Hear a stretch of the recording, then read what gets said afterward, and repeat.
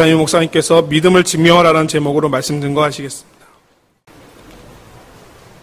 이제 우리 믿음의 곡을 하나님께 드림으로 말씀 앞에 나아가도록 하겠습니다. 하나님 나를 사랑하신다. 하나님 내 인생에 크고 비밀한 계획 가지고 계신다. 하나님 오늘도 나와 동행하셔서 그 계획 이루어 주신다. 아멘. 그렇게 될 줄로 믿습니다. 아멘. 늘 설교 때문에 고민이 많았던 목사님께서 월요일에 모든 짐을 싸가지고 기도원으로 올라가셨습니다. 목사님께서 이렇게 하신 이유는 자신의 힘으로 하는 설교의 한계를 느끼셔서 이제는 모세가 하나님께 대면하여서 십계명을 받았던 것처럼 하나님이 주시는 설교를 받아서 설교하겠다, 그렇게 작정하셨기 때문입니다. 기도원에 올라간 그 순간부터 목사님께서 식음을 전폐하시고 작정하여 이렇게 기도했습니다. 하나님, 이제는 제 힘으로 설교하지 않고 하나님이 제게 주시는 설교를 하고 싶습니다. 저는 하나님께서 영감이 넘치는 설교를 주실 줄로 믿습니다. 저 같으면 여기다가 한마디 하겠죠. 아멘. 그럴 줄로 믿습니다. 이렇게 월요일부터 기도원을 내려가기로 작정한 금요일 저녁까지 쉼없이 기도하였습니다. 근데 아무리 간절히 기도해도 하나님께서 도무지 응답을 하지 않으십니다. 드디어 금요 철야 시간에 맞춰서 나가야 될 시간이 되었는데 하나님께서 그때까지도 말씀을 주시지 않으니 목사님께서 너무 답답하여 하나님께 이렇게 기도했습니다. 하나님, 저는 하나님께서 설교를 주실 것을 조금 더 의심하지 않고 기도원까지 올라왔는데 왜 제게 설교를 주시지 않습니까? 목사님께서 기도를 하고 낙심하여서 고개를 푹 숙이고 있는데 그때 하늘에서 세미한 음성이 들리더랍니다. 하나님께서 이렇게 말씀하셨습니다. 설교를 달라고 기도만 하지 말고 성경책을 읽어야 설교를 주지 않겠냐고. 우리는 하나님께서 내게 능력을 주심으로 내가 이전에 감당하기 어려운 일들, 내가 할 수 없었던 모든 사역도 감당하게 하신다라고 그렇게 믿습니다. 그리고 그 믿음에 근거하여서 때로는 금식으로 기도도 합니다. 근데 어찌된 일인지 기도는 하는데 그 기도가 우리의 삶의 능력으로 드러나는 무언가를 시도하지 않습니다. 하나님께 말씀을 깨닫게 해달라고 기도는 하는데 성경을 읽지 않는 것과 똑같은 이치입니다. 성경은 하나님을 향한 믿음의 고백은 반드시 행동과 연결이 되어 있다, 그렇게 말을 합니다. 내가 믿으면 그 믿음이 내 삶에서 드러나는 무언가로 만들어져야 된다는 것입니다. 목사님 입장에서는 정말 하나님께서 설교를 주신다고 믿으시면 그 설교 원천인 성경을 펴야 된다는 겁니다. 펴지 않는데 설교가 올 수는 없는 것입니다. 성경 기록 중에 가장 다이내믹한 장면은 아마도 제가 누차 말씀드렸지만 모세가 홍해를 가르는 장면일 것입니다. 당시 이스라엘은 진퇴양난의 어려운 상황에 놓여 있었습니다. 앞으로 나아가자니 홍해가 가로막고 있었고 뒤로 물러나자니 애굽의 군대가 쫓아오는 피할 데가 없고 숨을 데가 없는 어려움 중에 빠졌습니다. 이때 모든 이스라엘 사람들이 원망하고 불평하고 절망하였습니다. 딱 한 사람을 제외하고요. 모세는 절망하지 않습니다. 이스라엘 향해서 이렇게 말씀하죠. 너희는 가만히 있어. 여호와께서 너희를 위하여 행하시는 구원을 보라. 이렇게 선언합니다. 누가 보아도 소망을 가질 수 없고 그 누구도 구원을 이야기할 수 없는 그 시점에 하나님이라면 능히 할 수 있다라고 위대한 믿음의 고백을 모세가 드렸습니다. 이렇게 믿음의 고백을 한 모세이지만 정작 그가 할 수 있는 일은 기도밖에 없었습니다. 그래서 그는 열심히 기도하였습니다. 그런데 기도하고 있는 모세를 향하여서 하나님께서 이렇게 말씀하십니다. 출애굽기 14장 15절로 16절. 여호와께서 모세에게 이르시되 너는 어찌하여 내게 부르짖느냐? 이스라엘 자손에게 명령하여 앞으로 나아가게 하고 지팡이를 들고 손을 바다 위로 내밀어 그것이 갈라지게 하라. 이스라엘 자손이 바다 가운데 마른 땅으로 행하리라. 사실 이런 하나님의 말씀은 우리에게 굉장히 당혹스럽습니다. 왜냐하면 모세가 지금 기도하고 있는데 하나님께서 기도하는 모세에게 지금 이렇게 말하는 거, 왜 너는 기도만 하고 있냐고.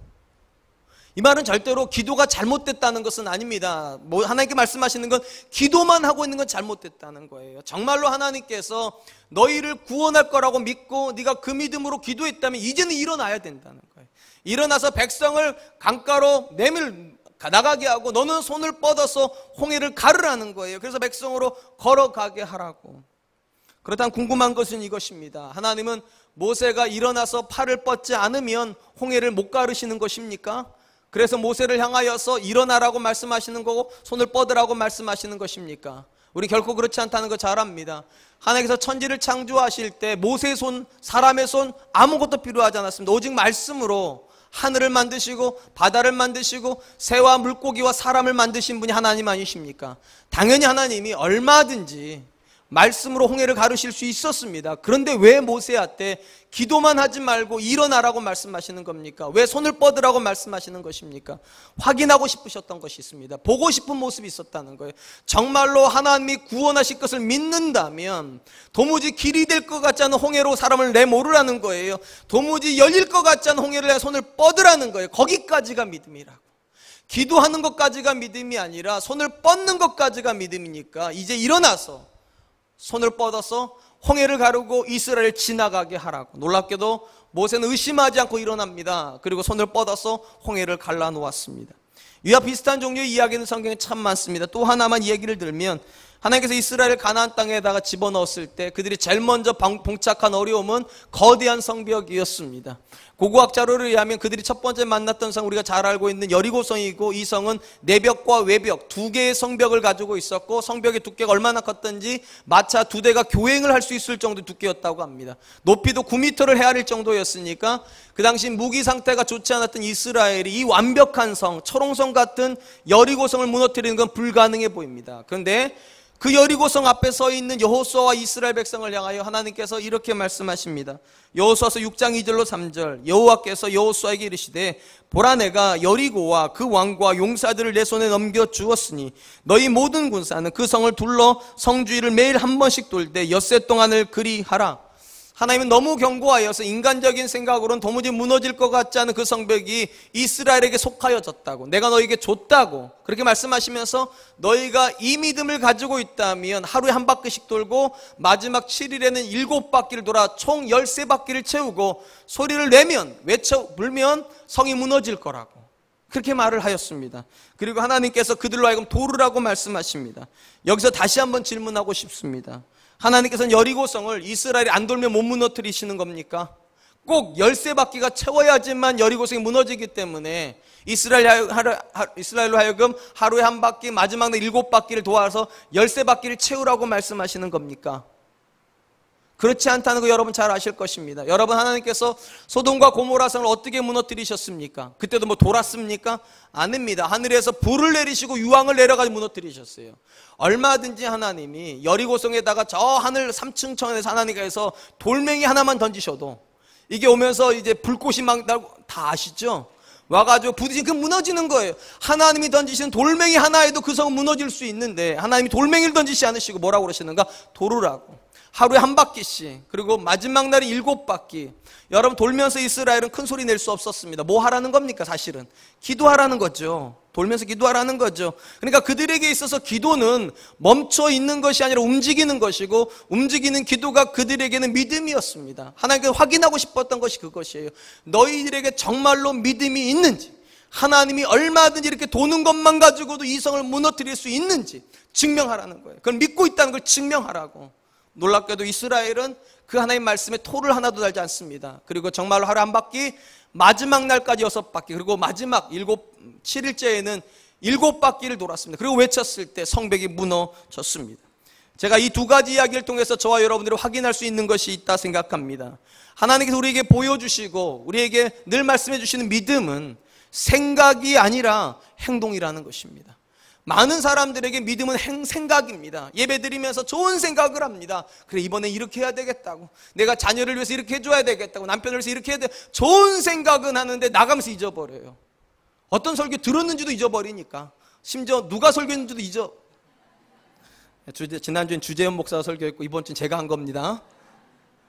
근데 많은 경우 우리 그래요. 생각을 많이 하다가 생각을 놓쳐버리고 그리고 나가면서 은혜 받았다고 합니다. 여러분, 성경은 생각을 믿음이라고 하는 것이 아니라 행동을 믿음이라고 합니다. 모세가 일어나서 손을 뻗는 것이 믿음이고요, 여호수아와 이스라엘의 그 여리고성을 13바퀴를 도는 게 믿음입니다. 그러므로 사랑하는 성도 여러분, 저는 저와 여러분들이 하나님 앞에서 믿음에 대한 정의를 바꾸었으면 좋겠습니다. 설교 시간에 생각을 하는 게 믿음 아니에요. 그 생각이 여러분의 손을 움직이고 여러분의 발을 움직이고 여러분의 입술을 새롭게 해야 믿음입니다. 바로 이런 관점에서 바울은 그가 편지를 보내는 데살로니가 교회 성도들한테 믿음에 대해서 정의를 해주면서 이렇게 정의를 하였습니다. 믿음의 역사. 그러니까 믿음이라고 하는 말과 역사라고 하는 말을 동격처럼 붙여 놓았습니다. 제가 언젠가도 말씀드렸듯이 역사라고 하는 말은 히스토리로서 역사는 아닙니다. 일반적으로 이 역사라고 하는 단어의 뜻은 일 또는 행위라는 뜻입니다. 그래서 영어로는 work로 번역을 합니다. 그래서 누군가에게 믿음이 들어가면 그 사람이 믿음 있는 사람인지 아닌지 어떻게 아는가? 좋은 생각을 하는 걸로 아는 게 아니라는 거예요. 그 사람이 움직이고 있으면 믿음이 있는 사람이에요. 그 사람이 은혜 받았는지 안 받았는지 어떻게 아는가? 여기서 좋은 생각하는 걸 아는 게 아니라 여러분의 집에 가서 남편을 대하는 태도를 보면, 자녀를 대하는 태도를 보면, 여러분의 직장에 일을 하는 걸 보면 그것이 은혜 받은 여부를 안다는 거예요. 믿음은 그렇게 행함을 반드시 만들어낸다는 것입니다. 사랑하는 성도 여러분, 하나님께서 저와 여러분들에게 주시는 믿음은 그런 것입니다. 능력입니다. 이 능력 때문에 다윗은 일어나서 골리앗을 향하여 돌멩이만 들고도 나갈 수 있었던 것이고, 이 능력 때문에 다니엘은 모든 친구들이 술 먹고 고기 먹을 때 포도주 안 먹고 물 마시며 그리고 고기 안 먹고 채소 먹음으로도 하나님께 영광 돌릴 수 있다고 그렇게 선언했던 것이고, 예수님은 이 능력을 가지고 오병이어를 가지고 5,000명을 먹이는 위대한 도전을 할 수 있었습니다. 그러므로 사랑하는 성도 여러분, 기억하십시오. 믿음과 행함은 떨어져 있는 것이 아니라 서로 인과관계가 있습니다. 믿음이 원인입니다. 믿음이 드러나면 결론이 행함입니다. 그 믿음은 반드시 사람을 변화시킨 줄로 믿습니다. 그 믿음은 반드시 여러분의 소망의 지경을 넓힙니다. 사람이 할 수 없다고 하여도 why not? 왜 못하냐고, 하나님이란 하시지. 홍해가 길이 안 돼도 왜 안 되냐고, 하나님이면 하시지. 여리고성이 무너지지 않아도 why not? 왜 안 되냐고, 하나님이면 무너뜨리시지. 그래서 도는 겁니다. 그게 믿음입니다. 오늘 우리가 읽었던 우리 본문 말씀도 역시 이 믿음과 행함에 대한 이야기를 지속적으로 하고 있습니다. 야고보는 이전 시간과 마찬가지로 살아있는 믿음이 무슨 믿음인지, 어떤 믿음이 살아있는 믿음인지를 우리에게 계속 강조합니다. 먼저 20절입니다. 아, 허탄한 사람아, 행함이 없는 믿음이 헛것인 줄 알고자 하느냐. 야고보는 행함이 없는 믿음이 가능할 것처럼 생각하는 이 수신자들한테 행함이 없는 믿음은 가능하지 않다는 것을 이야기하면서 이렇게 말합니다. 행함이 없는 믿음을 가지고 있는 사람은 허탄한 사람이라고.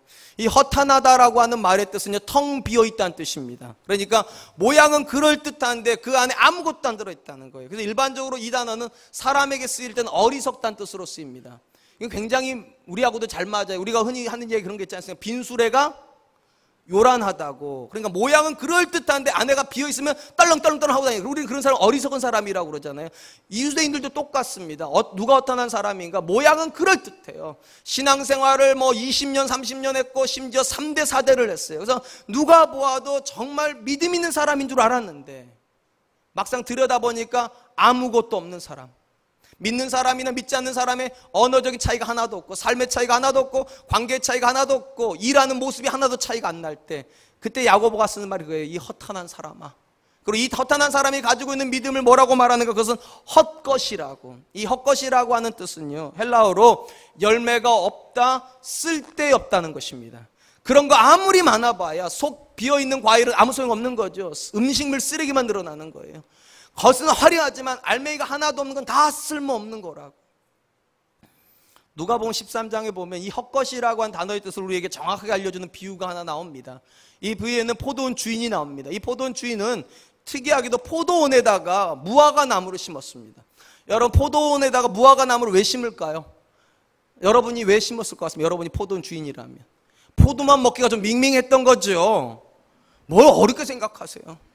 수박만 먹으니까 좀 밍밍하니까 옆에다가 참외도 심는 거죠. 그런 거 똑같은 겁니다. 포도원에다가 무화과 나무를 심었어요. 그리고 3년마다 갔습니다. 매번 가가지고 뭐 구하는 겁니까? 열매가 언제 나오나.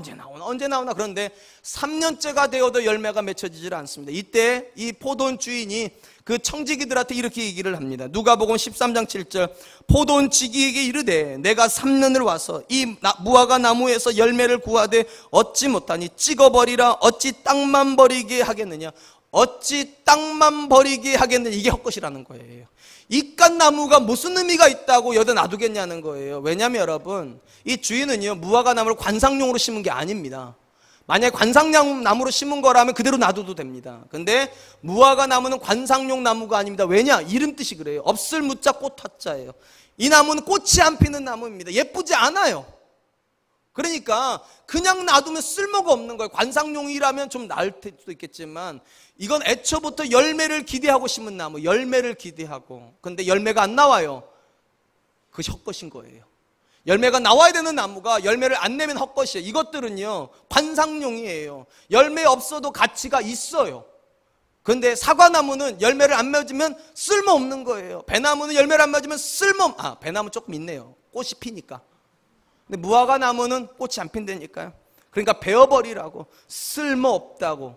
본문에 나오는 헛것이란 뜻이 그런 것입니다. 하나님께서 저와 여러분들에게 믿음을 주실 때 뭘 기대했는가? 모양을 기대한 게 아니라는 거예요. 기도하는 모양, 예배하는 모양, 찬양하는 모양을 기대하신 것이 아니라 그 믿음이 역사를 만들어내는 것까지, 고백에서 역사로까지 움직이는 것, 그래서 하나님께 드릴 무언가가 나오는 삶을 기대하시고 우리에게 믿음을 줬다는 거예요. 그런데 모양만 반들반들해가지고 주일날에 예배는 잘 드리지만 생각도 많은 생각을 하지만 정작 나갈 때는 뭘 들은지도 잊어버리고 뭘 결심했는지도 잊어버리고 아무런 변화 없이 나가면 하나님께 말씀하신다고 헛것이라고, 헛것이라고, 헛예배 드린 것이고 헛설교 들은 것이고 헛된 기도 했다는 것입니다. 야고보가 강조하는 건 그것입니다. 모든 믿음은 반드시 결과물이 나와야 된다는 거예요. 하나님께서 그렇게 믿음을 주셨다는 것, 그리고 이걸 증명하기 위해서 야고보가 두 사람을 예로 듭니다. 한 사람은 우리가 잘 아는 믿음의 조상이라고 말하는 아브라함입니다. 이 아브라함에 대해서 야고보가 이렇게 설명을 합니다. 21절, 우리 조상 아브라함이 그 아들 이삭을 제단에 바칠 때에 행함으로 의롭다 하심을 받은 것이 아니냐. 여러분, 이런 야고보의 이야기는 어딘가 굉장히 위험해 보입니다. 왜냐하면 야고보가 지금 이렇게 말했거든요. 아브라함이 행함으로 의롭다 하심을 얻은 것이 아니냐. 근데 성경을 아시는 분은 다 알겠죠. 아브라함은 행함으로 의롭다 하심 받지 않았습니다. 믿음으로 의롭다 하심을 받았습니다. 우리가 잘 아는 대로 창세기 15장에서 아브라함 나이가 한 80어간을 오고 갈 때 자식이 하나도 없을 그때 하나님께서 나타나셔가지고 내가 너에게 씨를 주겠다고, 그리고 너의 씨가 하늘의 별과 바다의 모래같이 넘쳐날 거라고 그렇게 약속을 했어요. 아이 하나도 없는데. 근데 아브라함이 어떻게 합니까? 믿었답니다. 그리고 성경은 그 믿은 아브라함을 이렇게 선언을 하죠. 창세기 15장 6절, 아브라함이 여호와를 믿으니 여호와께서 이를 그의 의로 여기시고. 분명히 창세기 15장에서 뭐라고 말했습니까? 믿은 것을 가지고 의로 여기셨지 행한 것을 의로 여기지 않았어요. 그러니까 성경을 아는 사람이면 대번에 이렇게 질문하겠죠. 야고보 틀린 거 아니냐고. 창세기 15장 6절을 한번 읽어보라고. 하나님께서 무엇을 가지고 의롭다 여기셨냐고. 믿음으로 의롭다 여겼죠. 언제 행함으로 의롭다 여겼냐고. 행함은 나중에 창세기 22장에 나오는 거예요. 이삭을 하나님께 드릴 때. 그럼 야고보가 몰라서 그런 얘기했는가? 아닙니다.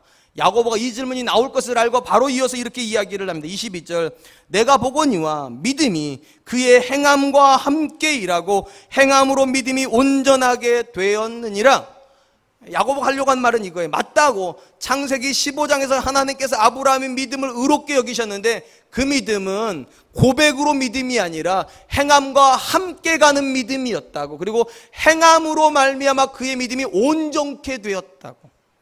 그래서 중요한 단어는 이것입니다. 온전케 되었다는 말입니다. 이 온전케 되었다는 단어의 뜻은 완성되었다 또는 성취되었다는 것입니다. 그러니까 창세기 15장에서 아브라함은 온전한 믿음의 고백을 드렸습니다. 그러나 그 믿음의 고백이 온전한 믿음은 아닙니다. 무엇이 옆에 달라붙어야 됩니까? 이제 행함이 달라붙어서 이 믿음을 완성해 간다는 것입니다. 야고보의 생각은 분명합니다. 믿음은 단회적 사건이 아니라는 거예요. 창세기 15장에서 하나님 내가 믿습니다 하고 끝나는 믿음이 아니라는 거예요. 그 이후의 믿음은 연속적 과정을 겪어야 된다는 거예요. 성장의 과정, 성숙의 과정. 그래서 어디까지 가야 된다고요? 자기 아들을 하나님보다 귀히 여기지 않는 단계까지. 그래서 아들이라도 하나님께 드릴 수 있는 단계까지 성장해 가야 되고, 아브라함은 거기까지 성장함으로 믿음을 완성했다는 것입니다. 사실 이런 야고보의 지적은 굉장히 합당합니다. 여러분 잘 들어보세요. 창세기 15장 6절에서 하나님께서 아브라함을 의롭다 여기셨어요. 쉽게 말하면 그 믿음을 칭찬했습니다. 근데 여러분, 이 믿음이 과연 온전한 믿음이었을까? 모든 사람이 그 지점에 도달해야 되는 완성된 믿음이었을까? 그렇지 않다는 게 그 다음 사건이에요. 15장에서 하나님 의로 여기셨고 16장에서 어떤 사건이 나옵니까? 아브라함이 하갈을 취해서 이스마엘을 낳는 이야기입니다. 하갈이 누구죠? 몸종입니다. 쉽게 말하면 누구로 취한 겁니까? 첩으로 취한 겁니다. 사랑하는 여자 성도님들, 제가 묻습니다. 첩을 취하는 건 믿음 행동이죠? 여러분의 남편이 첩을 취하면 할렐루야 하시죠? 하실 거예요? 아니면 아니라고 하세요. 그럼 믿음 행동 아니에요. 분명히 15장에서 믿음의 사람이라고 하나님 선언해 놓으셨는데 16장에서 바로 여자를 취해버려요. 믿음의 사람 할 행동 아닙니다. 더 나아갑니다. 20장 그랄로 내려갑니다. 내려가가지고 아브라함이 두렵습니다. 자기 아내가 너무 아름다워요. 90 할머니가 아름다워. 할렐루야. 예수님 믿는 여자분들은 90이 돼도 아름다울 줄로 믿습니다. 아멘. 그렇게 될 줄로 믿습니다. 죄송해요. 사라가 너무 아름다워요. 두려워요. 그래서 어떻게 합니까? 자기 누이라고 속입니다. 남자 성도님들 제가 여쭙습니다. 여러분 아내가 제일로 이쁘죠? 그건 아니죠. 맞아요. 어디 갔는데 보니까 더 아름다운 여성이 있어요. 캄보디아 갔더니 너무 아름다운 애들이 많아요. 너무 아름다우니까 내 아내를 가지고 누이라고 하자고 이제. 이거 믿음 행동이 있죠? 아니에요. 근데 그 행동을 누가 했다고요? 아브라함이 했다고. 창세기 20장에서. 그러니까 만약에 창세기 15장 6절에서 하나님이 아브라함 믿음이 의롭다고 여기셨는데 그 믿음이 온전한 믿음이었다면 문제가 심각해요. 어떻게 이 온전한 믿음이 첩을 취하는 믿음입니까? 이 온전한 믿음이 어떻게 자기 아내를 속이는 그런 믿음일 수 있냐고요. 이러보건대 믿음은 절대 단어적인 사건 아니에요. 기도 올라가자 한 방에 믿음 생활 되는 거 아니에요. 성경 한 1000번 읽으면 되는 그런 거 아니에요. 연속적인 과정이에요. 아브라함이 야고보 하려고 하는 이게 그 얘기예요. 맞아요. 15장 6절에서 하나님이 아브라함을 의로 여기셨어요. 그 이후에 아브라함은 시간 적어도 모리아산까지 올라가는데 한 40년의 시간을 두고서 시행착오를 겪었어요. 그가 하는 고백과 삶의 시행착오를 겪으면서 무엇이 진짜 믿음인지를 체득하기 시작했다고요. 그리고 드디어 모리아산에서 자기 아들을 하나님께 드림으로 믿음을 완성했다는 거예요. 그러니까 고백이 믿음의 전부가 아니라고 지금 이야기하는 거예요. 사랑하는 성도 여러분, 저와 여러분들이 믿음 생활이라고 하는 것이 대부분 고백입니다. 어떻게 믿는가? 난 이렇게 믿는다. 근데 여러분 그것이 믿음의 전부는 아니에요. 진짜 믿음은 완성되어져 가는 거예요. 어떻게 해요? 그리스도의 장성한 분량까지요. 무엇을 통해서요? 행함을 통해서요. 시행착오를 겪으면서 자녀를 키우고 부부 생활을 하면서 또 손주를 키워가면서 사업을 하면서 사람들과 대인관계를 맺어가면서 진짜 믿음이 무엇인지를 체득해가는 거예요. 그렇게 하면서 믿음은 성장해가는 거라는 것입니다. 이 부분에서 우리에게 도전을 주는 사람은 바울입니다. 바울이 자기 믿음을 이렇게 이야기를 하죠. 빌립보서 3장 13절로 14절 형제들아 나는 아직 내가 잡은 줄로 여기지 아니하고 오직 한 일 즉 뒤에 있는 것은 잊어버리고 앞에 있는 것을 잡으려고 표대를 향하여 그리스도 예수 안에서 하나님이 위에서 부르신 부르심의 상을 위하여 달려가노라. 여러분 바울이 어떤 사람입니까? 신약성경 27권 중에 13권을 쓴 사람입니다. 만약에 히브리서도 바울이 썼다면 14권을 쓴 사람이에요. 그러니까 성경의 절반 가까이 신약성의 절반을 쓴 사람이고 그리고 신약에 있는 대부분의 교회를 사도 바울이 개척한 교회예요. 이 정도 되면 이렇게 말해야 되는 거 아닙니까? 나 정도 믿으면 된다고. 믿음은 나 정도면 된다고 이래야 될 거 아니냐고요. 근데 바울이 뭐라고 말합니까? 형제들아 나는 아직 내가 잡은 줄로 여기지 아니하고. 자기가 아직 믿음을 다 모른답니다. 내용을 모른다는 게 아니에요. 그 믿음의 능력을 다 경험하지 못했다는 거예요. 그러니까 더 경험하고 싶다는 거예요. 더 알고 싶다는 거예요. 믿음의 능력을 더 체험하고 싶다고. 그러므로 사랑하는 성도 여러분, 전 저와 여러분들에게도 믿음은 과정이었으면 좋겠습니다. 그냥 내가 사랑과 느낌을 몇 년 다녔으니까 그냥 믿음 생활 된 거지 아니에요. 성장하고 있지 않으면 안 되는 것이고 행함과 함께 역사하지 않으면 안 되는 거예요. 그래서 야고보가 하는 말이 것입니다. 아브라함의 믿음 행함과 함께 역사함으로 온전케 된 것이라고. 그러므로 저와 여러분들에게도 이 시간 듣는 이 말씀이 여러분의 생각으로만 머물지 마시고 그 생각이 여러분의 손발을 움직이고 그 손발을 통해서 체득할 수 있기를 축원드립니다. 한번 야고보는 이렇게 아브라함이 하나님께 아들을 드림으로 그의 의로움이 그의 믿음이 온전케 되었다고 이야기하면서 또 이렇게 이야기합니다. 하나님의 말씀이 그 안에서 성취되었다고. 아들을 드림으로 하나님의 말씀이 성취되었다고. 어떤 말씀인가? 23절입니다. 이에 성경에 이른바 아브라함이 하나님을 믿으니 이것을 의로 여기시다는 말씀이 이루어졌고 그는 하나님의 벗이라 칭함을 받았나니. 이것도 굉장히 위험한 말입니다. 왜냐하면 아까도 말씀드렸듯이 하나님께서 아브라함을 의롭다 하신 시점은 창세기 15장이지 절대 22장은 아니에요. 근데 야고보가 지금 뭐라고 말하는가? 22장에 가서 이 말씀이 이루어졌답니다. 그러면 15장에서 하나님이 의롭다 하시는 것은 뻥입니까? 그냥 격려한 겁니까? 그냥 믿음 격려하려고 믿음도 없는 사람한테 당신 믿음 좋다고 이렇게 해준 겁니까? 믿음 앞으로 좋으라고? 그런 뜻이 아니에요. 하나님이 15장 6절에서 아브라함의 믿음을 인정해 주신 것은 이런 뜻을 가지고 있다는 거예요. 그가 드디어 믿음 안에 들어왔다는 거예요. 온전한 믿음의 길에 드디어 들어섰다는 거예요. 여러분, 길에 들어섰다고 도착한 건 아니잖아요.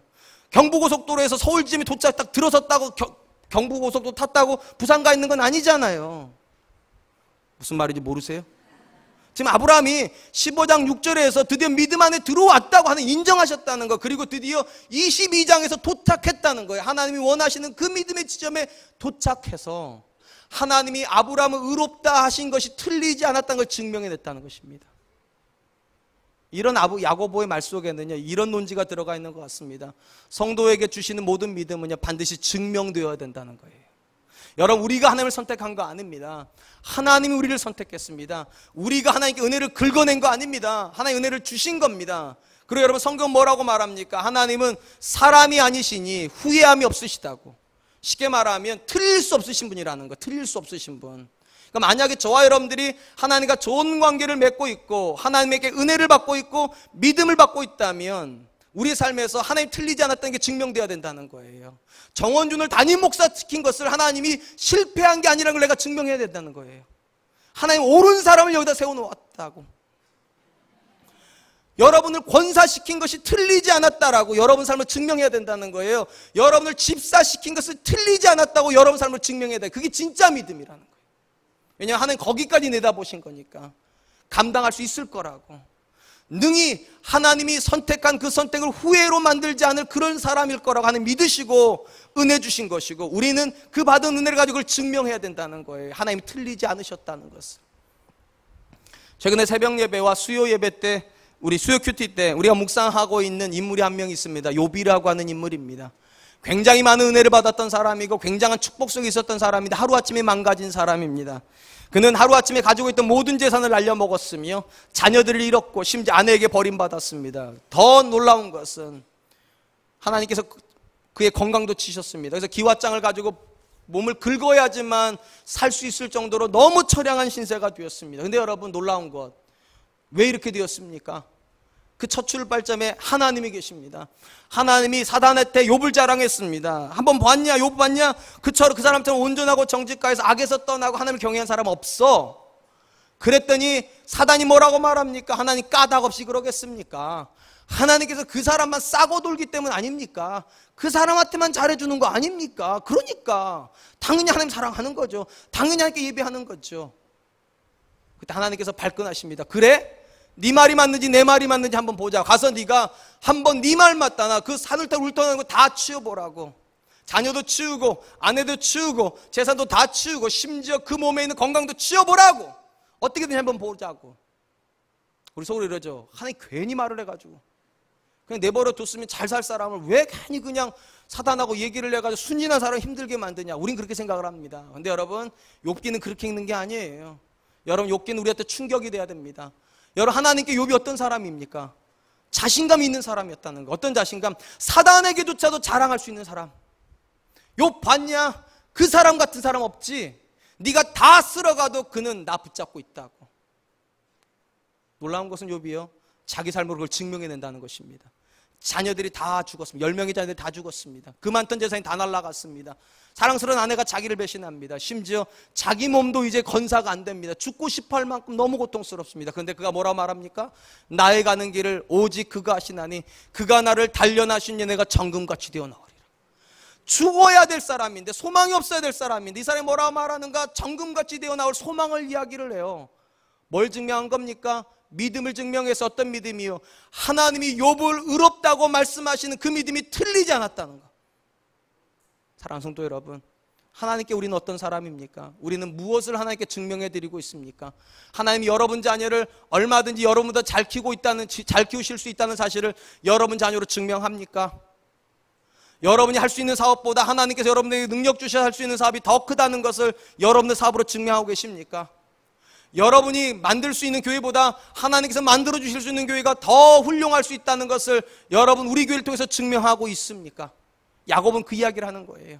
결국 모든 사람은 믿음을 증명하는 사람이라고. 무엇으로 증명하는가? 생각으로 증명하지 않아요. 좋은 생각을 한다고 좋은 자녀 커지지 않아요. 좋은 생각한다고 좋은 교회 되지 않아요. 좋은 생각한다고 좋은 직장 되지 않아요. 어떻게 해요? 하나님께 순종함으로요.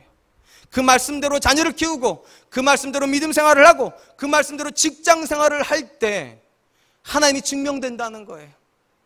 그 믿음이 온전케 된다는 거예요. 그래서 그 사람 안에서 말씀이 성취가 된다는 거예요. 저는 저와 여러분들이 하나님 앞에서 증명되는 믿음 가질 수 있기를 축원드립니다.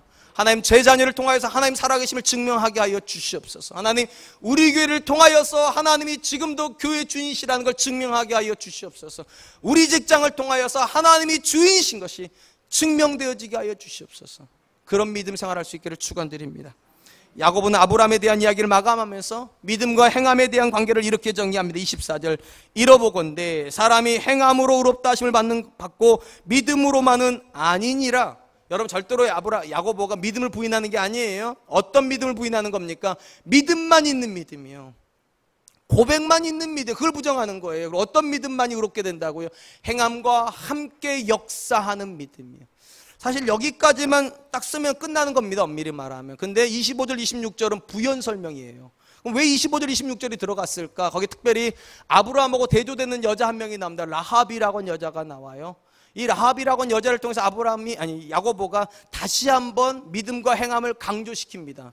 특별히 이렇게 이야기를 하죠. 25절에 또 이와 같이 기생 라합이 사자를 접대하여 다른 길로 나가게 할 때에 행함으로 의롭다 하심을 받은 것이 아니냐. 여러분 우리가 잘 아는 대로요, 여호수아가 요단 동편에서 가나안 땅을 정탐하기 위해서 2명의 정탐꾼을 보냈습니다. 그런데 얼마나 어리버리하셨는지 이분들이 들어가자마자 탈로 나버렸습니다. 당연히 죽어야 되는 사람들이에요. 근데 죽지 않았어요. 누구 때문에요? 이 라합 때문에요. 그럼 라합이 도대체 왜 이 두 사람을 보호했는가? 성경이 이렇게 기록을 합니다. 여호수아서 2장 11절 우리가 듣자 곧 마음이 녹았고 너희로 말미암아 사람이 정신을 잃었나니 너희 하나님 여호와는 위로는 하늘에서도 아래서는 땅에서도 하나님이시니라. 라합이 하나님을 뭐라고 고백하고 있는가? 하나님이 하늘도 창조하셨고 땅도 창조하셔서 위 아래 다 너희 하나님 거라고. 여자가 그 믿음이 있어요.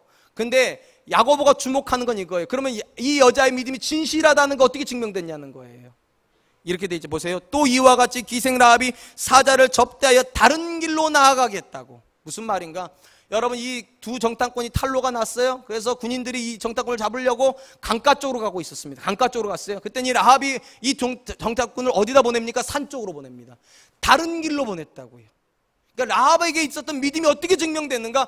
다른 길을 보여줌으로 증명됐다는 거예요. 그러니까 라합에게서도 역시 믿음은 뭐랑 연결되어 있습니까? 행함이랑 연결되어 있어요. 고백, 바른 고백이 바른 결정을 하게 만들었어요. 궁금한 건 이것입니다. 왜 야고보가 아브라함의 이야기나 라합의 이야기는 50보 100보잖아요. 똑같은 얘기 사실은. 근데 왜 이렇게 중첩하였었냐는 겁니다. 그게 두 가지 가능성입니다. 첫 번째 가능성은 아브라함은 우리가 잘 알고 있는 대로 유대인입니다. 유대인의 조상이에요. 이 편지를 야고보서를 받고 있는 사람들 중에도 유대인 중에서 개종한 크리스찬이 있었습니다. 그러니까 당연히 그들한테는 아브라함이 모델이에요. 그렇지, 아브라함, 우리 믿음의 조상인 아브라함이 행함으로 의롭게 되었다면 우리도 그렇게 해야지. 근데 문제는 이 야고보서를 받아들고 있는 사람들 중에 이방인도 있어요. 그럼 이방인들은 어떻게 해야 되는가? 놀랍게도 라합은 이방인이에요. 이방인 여자도 믿음 안에 들어오더니 어떻게 했다고요? 아브라함하고 똑같이 행동했다는 거. 그러니까 이방인이나 유대인이나 믿음은 똑같은 거예요. 여러분들에게도 믿음은 똑같아야 돼요. 반드시 여러분의 삶으로 믿음이 증명돼야 되는 거예요.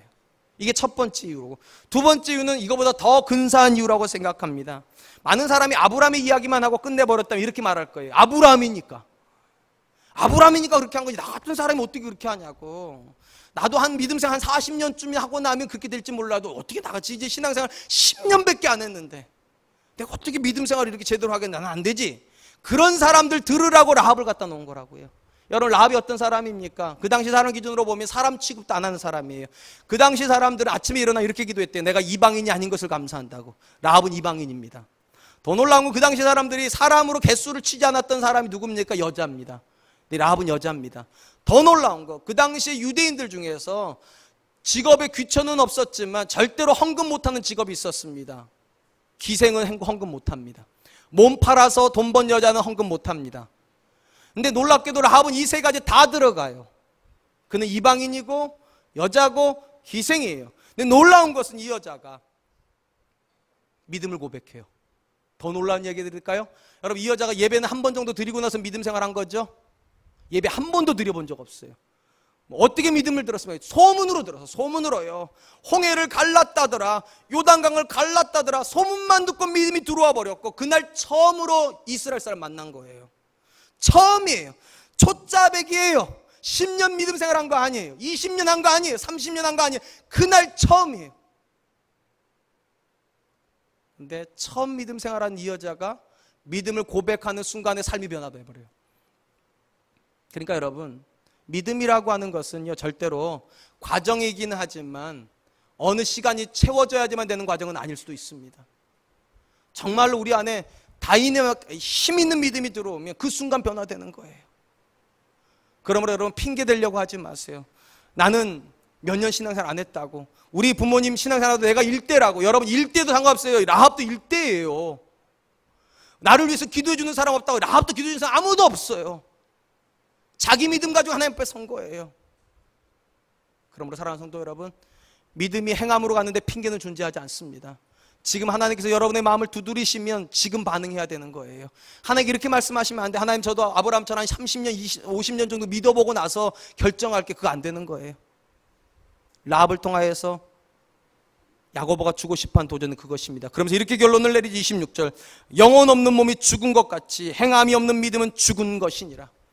행함이 빠져버린 믿음은 존재 가치가 없다는 거예요.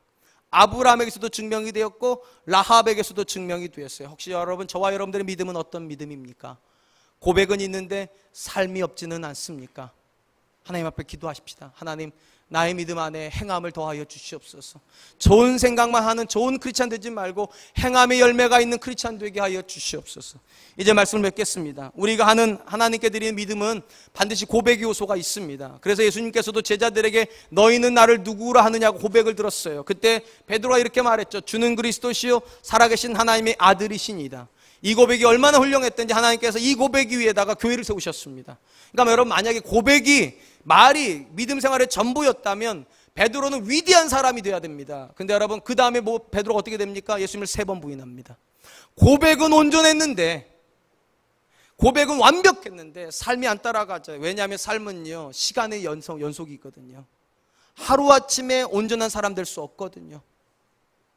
사랑하는 성도 여러분, 여러분들 안에 온전한 고백이 있습니까? 그러니까 이렇게 주일날 예배하러 오셨을 것입니다. 여기서 멈추지 마십시오. 한 발짝 한 발짝 더 나아가십시오. 여러분의 관계가 새로워지기를 위해서 기도하세요. 그 믿음 때문에. 여러분의 가정이 새로워지기를 위해서 기도하십시오. 그 믿음 때문에 여러분의 자녀가 새로워지기를 위해서 기도하십시오. 그래서 증명하십시오.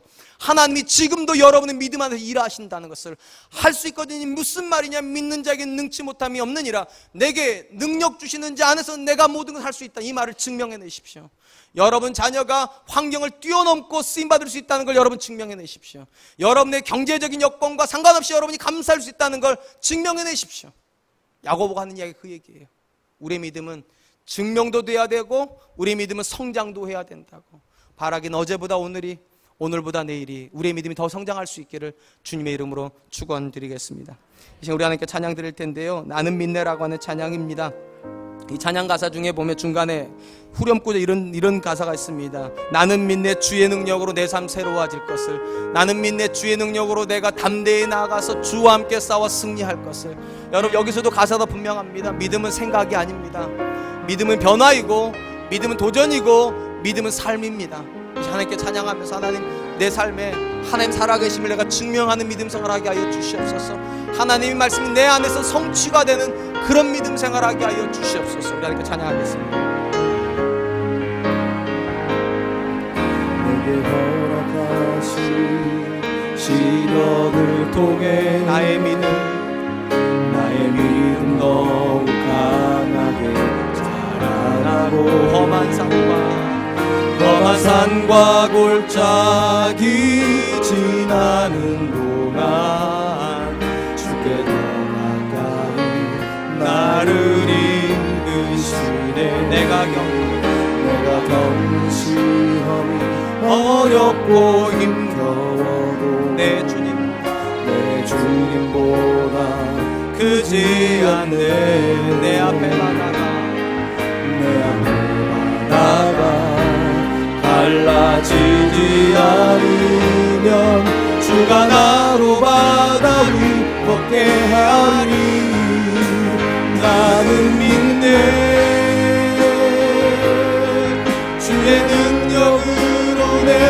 새롭게 되리 나는 믿네. 주의 능력으로 담대히 나가리라. 주와 함께 싸워 승리하리라. 날마다 믿음으로 나 살아가리. 내게 허락하신 시련을 통해 나의 믿음 더욱 강하게 자라나고 험한 산과 골짜기 지나는 동안 주의 허락하니 나를 이끄시네. 내가 겪는 시험은 어렵고 힘겨워도 내 주님보다 크지 않네. 내 앞에 바다가 갈라지지 않으며 주가 나로 바다 위 함께하리. 나는 믿네. 주의 능력으로 내 삶 새롭게 되리. 나는 믿네. 주의 능력으로 담대히 나가리라. 주와 함께 싸워 승리하리라. 날마다 믿음으로 나 살아가. 나는 믿네. 나는 주의 능력으로 내 삶 새롭게 되리. 나는 믿네. 주의 능력으로 담대히 나가리라. 주와 함께 싸워 승리하리라. 날마다 믿음으로 나 살아가리. 날마다 믿음으로 나 살아가리. 사랑하는 성도 여러분, 오늘 여러분 설교를 들으시면서 많은 생각을 하셨습니까? 좋은 결심도 하셨습니까? 좋은 선택도 하셨습니까? 여러분, 믿음은 생각에 갇히면 믿음 아니라고 말씀드렸습니다. 하나님께 기도합시다. 하나님, 이 설교 시간에 주셨던 도전들이 생각으로 또는 결정으로만 머물지 말게 하여 주시고 내 삶을 변화시키고 내 앞에 있는 싸움을 믿음으로 싸우겠다고 선한 싸움을 싸우겠다는 결심으로 하고 나아가 내 손과 발로 하나님의 말씀을 이 땅 가운데 성취하는 사람 되게 하여 주시옵소서. 하나님께서 나를 선택하셨고 하나님께서 내게 은혜를 주셨으며 여기까지 인도하셨는데 내 삶을 통하여서 하나님 살아계심이 날마다 증명되어지게 하여 주시고 믿음이 능력임이 증명되어지게 하여 주시고 하나님의 말씀이 성취가 되는 믿음 생활하게 하여 주시옵소서. 어제보다 오늘보다 내일이 믿음 안에서 그리스도를 더 닮아가게 하여 주시고 하나님께서 받으실 만한 영광된 삶을 살 수 있도록 주님 도와주시옵소서. 우리 같이 한번 기도하겠습니다.